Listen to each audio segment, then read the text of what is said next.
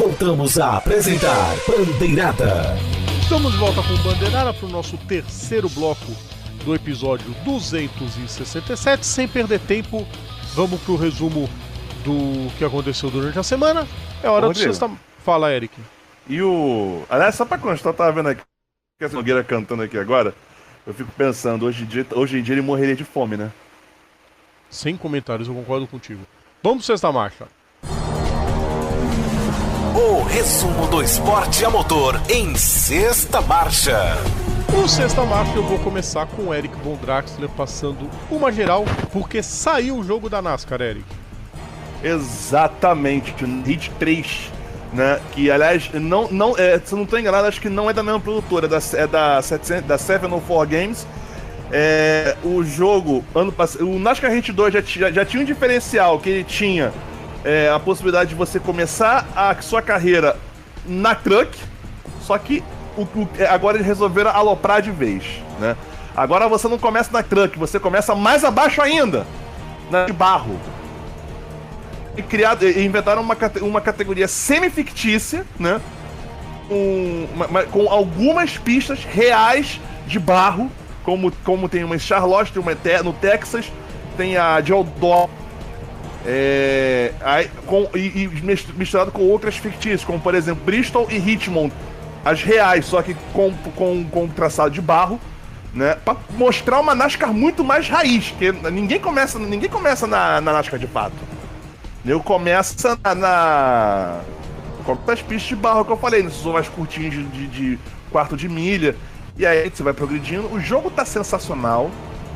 Vale muito a pena você... Cada centavo miserável que você pagar por ele. E vou te falar, viu? E assim, você pode ser... E dependendo do caso, você pode se aventurar nas 4 categorias ao mesmo tempo. Viu? Haja disposição para poder encarar. Eu já tô desbravando a truck nesse momento e vamos ver como é que a gente termina essa história. Veremos. O jogo é bom. O jogo é bom, recomendo. Recomendado pra caramba. Tá aí a opinião do Eric. Isso me faz lembrar do NASCAR 2009, que 2009 você começava pelos modificados, pelo Wheel and Modify. Sim. Assim, essa categoria que eles inventaram das pistas de barro é uma categoria assim fictícia, como eu falei. Mas tem muita, assim, tem essa referência aos Williams, aos Cayenne, Leste Oeste. Tem essas referências também, essas NASCAR raiz.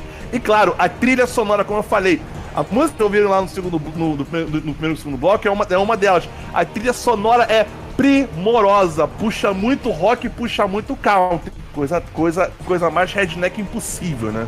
Sensacional, vale a pena então, Eric. Tá aí então, o Eric passando uma geral sobre o... Só tem um problema, assim, se você joga no computador, pode jogar ele no controle, não tem cadeira. Ah tá, só no controle? Então tem que comprar um controle. É barato, isso. Controle de X-Caixa, achar algum controle por aí. Depois o Eric até posta um link de algum aí. Procurei no Mercado Livre. Vamos lá então, hora da gente fazer a próxima geral com turismo. Turismo elétrico, na verdade, né? Porque foi inaugurada a Jaguar I-Type e-Trophy, que é uma categoria de suporte da Jaguar dentro da Fórmula E, com carros de turismo elétricos. E a vitória na prova inaugural da Arábia Saudita foi do Simon Evans, que é irmão do Mitch Evans. Sérgio Jimenez foi o segundo colocado. Brian Silas, sim, o Brian Silas, que anda no WeatherTech, tá também nessa, em terceiro. O Cacá Bueno terminou na quarta posição. Próxima prova em Hermanos Rodrigues, dia 16 de fevereiro. Veremos como esses carros vão se comportar num circuito, num autódromo de verdade, porque no circuito de rua foi uma negação. Hora da Fórmula 3. Monopostos, essa é engraçada, gente. Essa eu dei muita risada quando eu li. O dono da equipe, da equipe holandesa Van Amersfoort, que é o dono da equipe, o Fritz, né? Fritz Van Amersfoort, ele declarou que ele conseguiu achar peças do carro da Sofia Flörsch, daquela panca que ela deu, O pessoal levou a asa e começou a querer vender no eBay as peças do carro. Parabéns! Parabéns! E, bom, aí foram atrás na investigação. Não foi uma peça que voou e o cara ganhou de presente. Não, eles roubaram do carro, que ficou estacionado ali por um tempo. Os ladrões roubaram as peças. O Fritz até deu risada, falou, pô, a asa da frente sobreviveu, né? Aí ele foi, descobriu, ficou a polícia, porque ele viu a asa ser vendida no eBay. E recuperou boa parte das peças, então vai ter uma economia aí de verba. Ele que já confirmou a Sofia Flores como piloto da sua equipe para o ano que vem na Fórmula Euromasters, que vai ser suporte do DTM, como a gente já falou anteriormente. Hora do Rally, hora da gente falar de Rally. Rally com a notícia que o Carlos estava passando. Eu já sei até o que ele vai falar, né? A gente adivinha o que vai falar.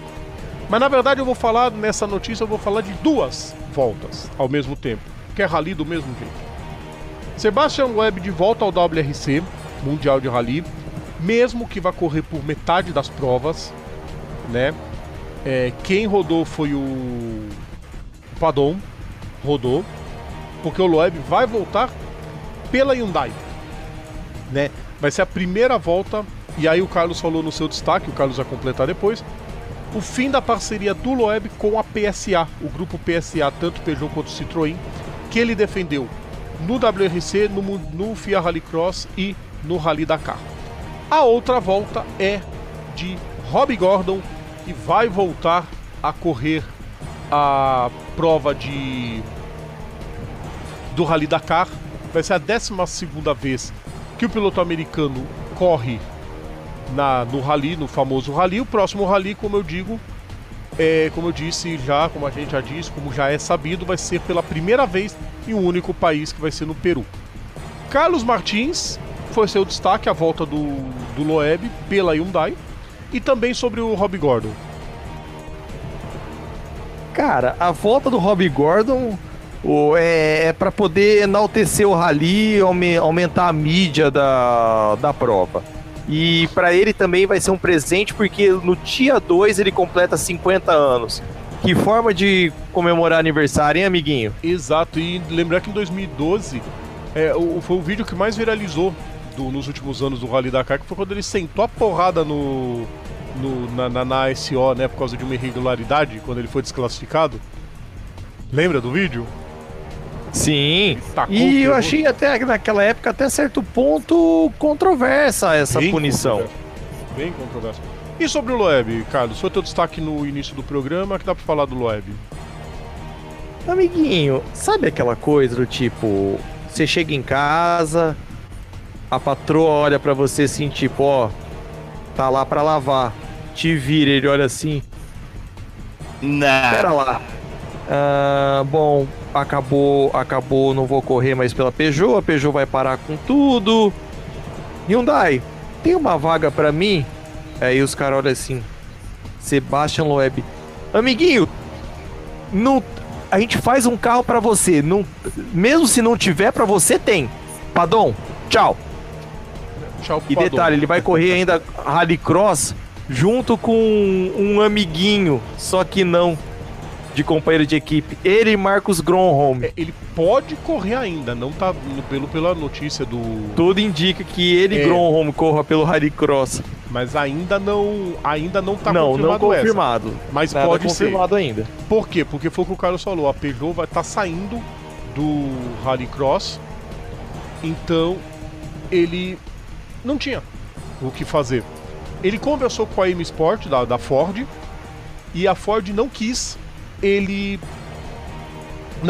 Primeiro ele conversou com a Citroën, só que para correr número limitado de provas, ele vai correr metade do campeonato. A Citroën não quis, falou, se quiser vinha para correr o campeonato todo. Aí ele falou, não. Aí foi a chance da M Sport, também não quis, aí a Hyundai aceitou, o que é muito positivo. A Hyundai tá fazendo grandes temporadas no Rally e pode ser até essa peça que falta para crescer de vez. Veremos o que vai acontecer em Carlos. Tem coisa. Nossa, Se o Loeb vencer, vai ser algo mítico, porque, ó, ele já ganhou por Peugeot, já ganhou por Citroën, e ganhando agora, se ganhar, por Hyundai. Cara, por 3 marcas diferentes. O que é sensacional. Lembrar que o Loeb também é dono de equipe no campeonato de turismo, o WTCR, ele é dono de equipe, que é quem corre com os Volks. Bom, também. Rally passado, hora do Endurance. Endurance porque tivemos esse fim de semana às 12 horas de Abu Dhabi. O circuito de Armas Marina presta para alguma coisa. Vitória da Kessel com David Rigon.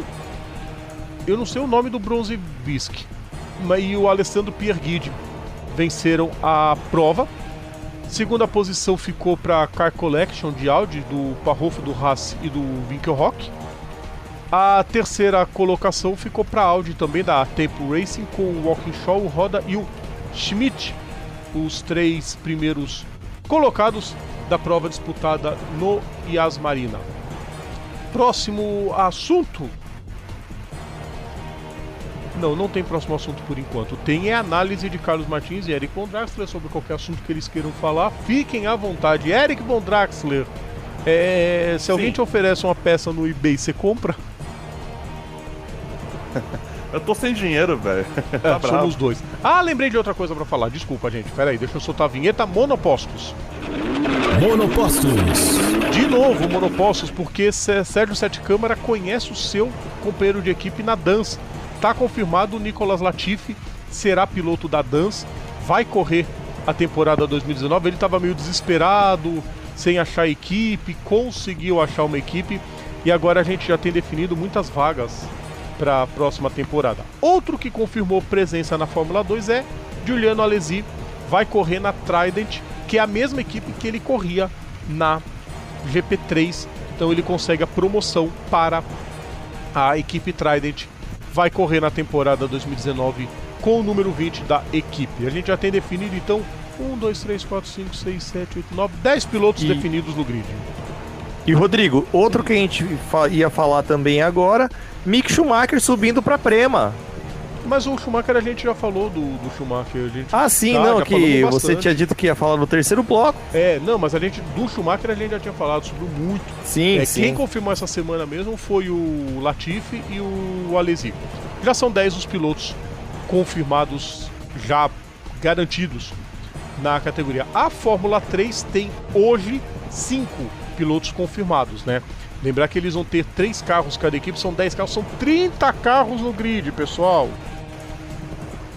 30 carros podem ter no grid na Fórmula 3 Internacional. Já está confirmado o David Beckman na ART, o Yuri Vips vai correr na Hightech, o Yuki Tsunoda vai correr na Genser e na Prema já tem o Marcus Armstrong e o Jehan Daruvala. Já são os nomes confirmados na Fórmula 3. Agora sim dá para chamar vocês, o que vocês querem falar disso tudo. Carlos, não entendi, Rodrigo, pode ir. Eu perguntar o que vocês querem falar disso tudo. Tudo isso que a gente já falou do Sexta Marcha, o resumo geral do Sexta Marcha, opinião de vocês. Ô Eric, você falando que não tem dinheiro. Nessa semana você recebe 13º, abre a mão. Meu querido, eu sou funcionário da prefeitura do Rio, o seu? Ferrou. Aí lascou. Desconto concedido. Desconto concedido até na internet do Eric. Daqui a pouco ele volta inteiro. Vamos pros personagens? Bora! Vamos lá então. Vamos embora. Tá na hora da gente falar do personagem da história e esse é um personagem mesmo. Os grandes nomes do esporte a motor. Agora, no quadro Personagens da História. Personagens da História. Esse é o contrário, ele não tem nenhum destaque em provas de turismo. Mas é um dos maiores nomes da história da Fórmula 1. Venceu o GP da Itália no ano de sua estreia, numa prova trágica, que virou festiva, porque a Ferrari não vencia fazia mais de 15 anos o GP da Itália, e ele foi o responsável pela vitória na prova que marcou a morte do Jochen Rindt e que impediu o Rindt de perder o título naquele ano. Ajudou muito. Depois viria o Emerson para liquidar de vez e fazer do Rindt o campeão póstumo. Este suíço conseguiu, na sua história, 5 vitórias, 5 pole positions, 28 pódios, 209 pontos válidos, 15 voltas mais rápidas. Infelizmente, a carreira dele, que teve passando por equipes como Ferrari, BRM, Ensign, Shadow e Williams, depois de 132 largadas, acabou-se no GP de 80 dos Estados Unidos Oeste, numa batida fortíssima que ele teve na prova, aquela prova que marcou primeira vitória do Piquet, último pódio do Emerson Fittipaldi. Foi a última corrida dele num acidente terrível que ele sofreu quando ele acabou quebrando as 2 pernas depois de uma batida com o Ricardo Zunino. Depois da Fórmula 1 não, ele não quebrou as pernas, ele não quebrou, mas ele ficou paralisado. Sim, ficou paralisado, eu ia completar isso. Eu ia falar que depois da Fórmula 1 eu ia falar, e você me lembrou bem. Em decorrência do acidente, ele acabou ficando paralítico depois disso. E depois ele foi fazer várias atividades ainda dentro do esporte a motor. Acabou morrendo num acidente automobilístico em estrada mesmo, um acidente de carro de passeio, quando o seu Chrysler acabou perdendo o controle na A1 italiana, na rodovia A1 Motorway, perto de Parma, aproximadamente 100 por hora do acidente, quando ele veio a falecer. Estamos falando de Clay Regazzoni, talvez um dos maiores pilotos que a Fórmula 1 já viu na história. Campeão da Fórmula... Não satisfeito mesmo paralítico, ele ainda competiu no Rally Dakar e nas 2 horas de Sebring. Sim, ele foi correr em Sebring ainda, mesmo limitado pela paralisia. Campeão da Fórmula 2 em 70, no mesmo ano que ele estreou na Fórmula 1. Só tentou uma vez correr 24 horas em Le Mans. Melhor ano dele na Fórmula 1 foi em 74, quando o Emerson foi campeão, ele foi o vice. Terminou na 2ª colocação naquele campeonato. E fora isso, também no primeiro ano, que ele terminou em 3º. Mas era uma fase que a Ferrari já não estava tão bem, recuperaria-se alguns anos depois só. Aí ele mudou para BRM, voltou para Ferrari, foi para Ensign, andou de Shadow até parar na Williams em 79, onde ele conquistou a sua última vitória em Silverstone. E depois as 4 corridas que aconteceram em 80 já na Ensign e o acidente que ele teve em Long Beach. Carlos e Eric... A última dele e, detalhe, a primeira da Williams. Hã? Sim, a primeira vitória da Williams foi de Clay Regazzoni. Ah, não, em 79, sim. Verdade. Era ele e o Alan Jones na equipe. Fora isso, pra ele mostrar também que ele tinha uma vida até certo ponto feliz fora da Fórmula 1, ele ganhou várias provas de endurance com a Ferrari 312B. Sim. Ele, junto com Jack Hicks, ganhou 1.000 quilômetros de... Quer dizer, chegou em segundo nos 1.000 quilômetros de Brands Hatch em 71. Venceu os 500 quilômetros de Imola. As 9 horas de Kyalami. Em 72, ele terminou em segundo nos 1.000 quilômetros de Buenos Aires. Disputou as 500 milhas de Indianápolis em 77 pela McLaren. Tá, ficou lá no final Ele venceu os 1.000 quilômetros de Monza em 72. Só prova fantástica. Dissertem, gente. É um dos maiores da história. Quer dizer, mesmo paralítico, ainda parou ele teve um relativo sucesso relativo nos ralis, como por exemplo no Dakar, e também nas 12 horas de Sebring, né, que ele competiu. Ele competiu até 1990, né? Mas e também depois virou comentarista na TV italiana, né? Quer dizer, nunca se afastou do esporte motor. Nunca se afastou do esporte motor e estava sempre ali no meio. Exatamente. E sabe outra coisa também, referente ao Regazzoni? Vamos colocar assim, não por completo, mas por que não? Foi graças a ele que foi dado o pontapé inicial para um certo pilotinho austríaco Niki Lauda, que tem o cheat code dentro do corpo para começar a saga. Graças a ele chegou no Luca de Montezemolo e falou assim, ó, tem um piloto da BRM ali, ó. O cara manja muito. Um tal de Andreas Lauda. Rapaz. Niki Lauda levado pra Ferrari pelo Clay Regazzoni. Porque ele, nos tempos de BRM, o Clay como um piloto já até certo ponto consagrado, reconhecido na categoria. Chegou o Lauda com uma maleta de dinheiro querendo uma vaga. Aí os caras, tá bom, faz um teste aqui junto com o Regazzoni. O Lauda deu pau no Regazzoni. A história, pra quem? Pra quem? O filme menciona isso também. Exato. O filme Rush, quem quiser assista. O Lauda refez o carro dele e falou, ó, bota ele pra no meu tirar 2 segundos. Tirou 2,5. Pronto, fim de papo. Então, o moleque anda. E assim, só pra constar, a questão do acidente fatal dele há uma história de que, na verdade, ele teve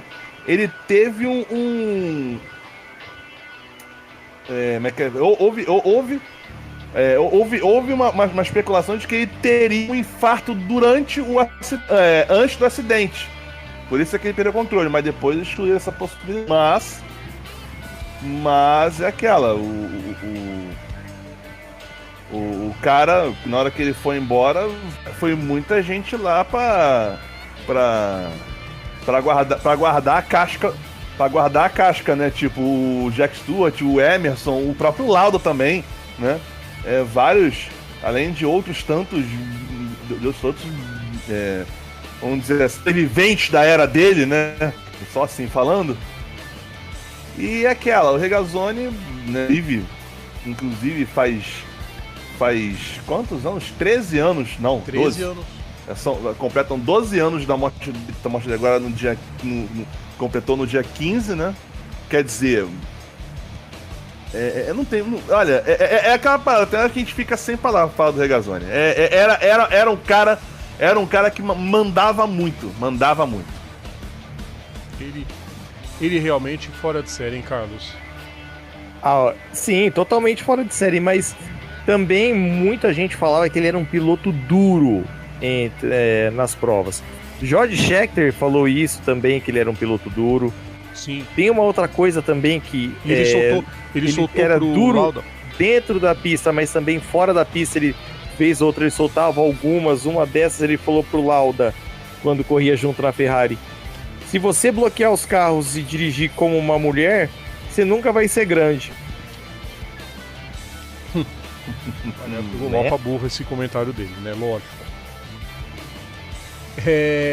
Bom, encerrando a homenagem ao Clay Regazzoni, mais que merecido. Vamos pro intervalo. Daqui a pouquinho tem momentos. Vamos pro intervalo. Hora de som na caixa.